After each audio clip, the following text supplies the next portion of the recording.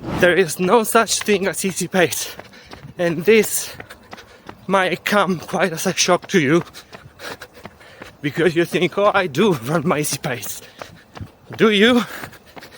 I think you're just running the fastest easy pace that you can, so that your ego is not going to feel small, and your friends on Strava are not going to mock you for going slow.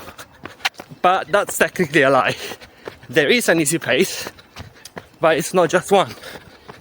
There is actually a band of easy paces, and your body is incredibly smart. It knows exactly which pace to pick based on the daily conditions like fatigue or weather. And this is what I found out in this experiment. I ran 4 different sessions over the span of 1 month, completely blind. I do wear my watch, but I never looked at it. And this was just to see what my body is capable of. Well, on your easy runs, your heart rate should stay low all the way through, or at least it should stay lower than a specific threshold called LT1. And everything which is lower than LT1 is where your body works at the best efficiency.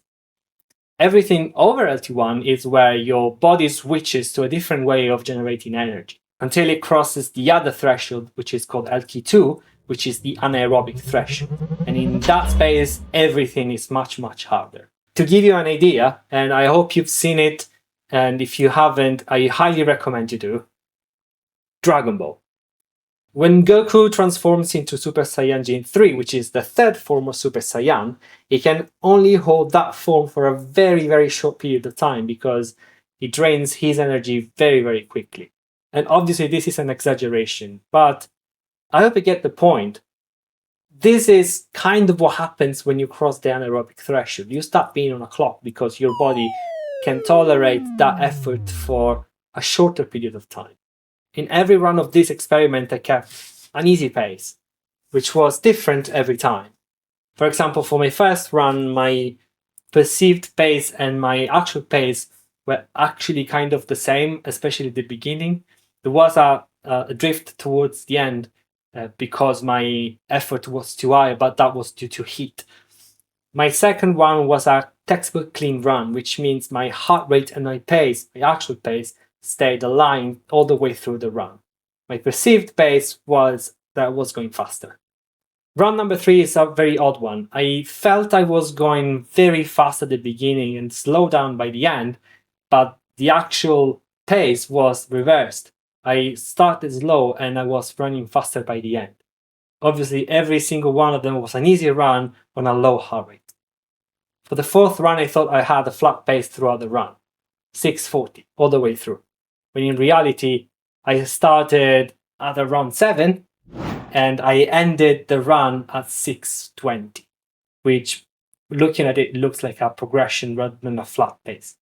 Because every single of these runs was under the LT1, so easy pace, every single one of them is an easy pace, which means it's not just one, there's multiple different easy paces based on my effort on the same day. By this extent, and this is the result of this experiment, everything which is under LT1 is considered easy. So every pace is an easy pace, which means they are actually a band from your slowest easy pace to your fastest easy pace. In my case, slowest is about 7:10, the highest, the fastest is close to 6:30.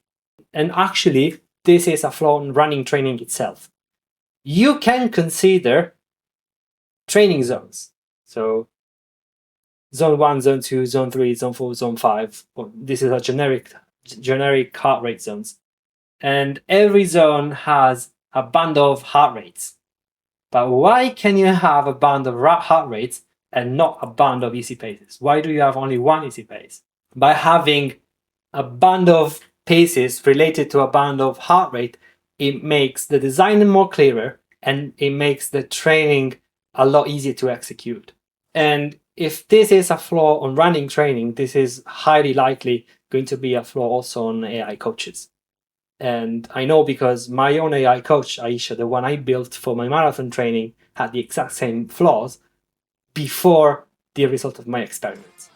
So now, the next time you go out on an easy run, try to keep an eye on your breath, try to keep an eye on your pace, and try to guess if your perceived pace is the same as your actual pace. The answer might surprise you. And if you're interested of knowing what I learned from my own AI coach while training with it, you can check out this video.